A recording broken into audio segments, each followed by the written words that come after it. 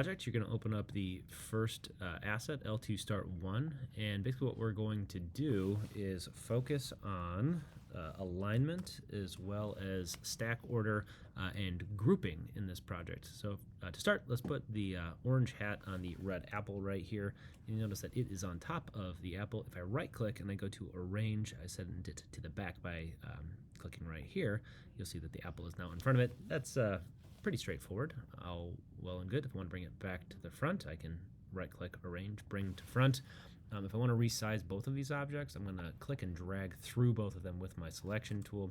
I'm going to hold the shift key in order to resize to maintain aspect ratio. Otherwise, you'll end up sort of squishing or flattening the image. All right, next up, what we're going to do is align these fences. So I'm going to click and drag through all of them like so. And with align to selection, I'm going to click more options and distribute them horizontally like so. The next thing that I want to do is make sure that I vertically align them to the bottom, and we're going to notice that one of them is too tall. So what I can do, probably the best way to do this is to just use your direct selection tool to click on the anchor point and let your smart guides set it as is. However, if I wanted to, I could also take my direct selection tool and select all of these anchor points, and then I could align to the bottom. The point here is that distribution and alignment tools can work with individual anchor points in addition to entire objects, just depending upon which selection tool you are using. Right now, in order to make sure that these don't move relative to each other, I'm going to right click and I'm going to group them, and then I'm going to take this horizontal member, I'm going to put it right here, and I want to put the structural piece behind. So I'm going to right click, I'm going to arrange, I'm going to send to back, and then I'm going to option click drag and have a second one so that it doesn't tip over. Then I'm going to click and drag through all of these again, and I'm going to right click and group so I can put grouped objects into other groups.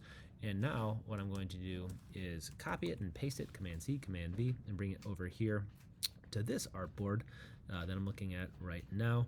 I'm then going to add a couple of apples to the tree, but notice that they are behind the green tree. Sometimes what will happen is you'll move an object and it'll end up behind another one. You can't see where it is, but if I press Command Y, then I can identify the paths only. And so now you'll see if I press Command Y again, it's still selected. I can right click on it, arrange, bring to front. And I'm going to go ahead and duplicate it 2 more times like so. And to finish off this design, I'm going to create a rectangle that I'm going to make a sky blue like so. And I'm going to right click, arrange, send to back.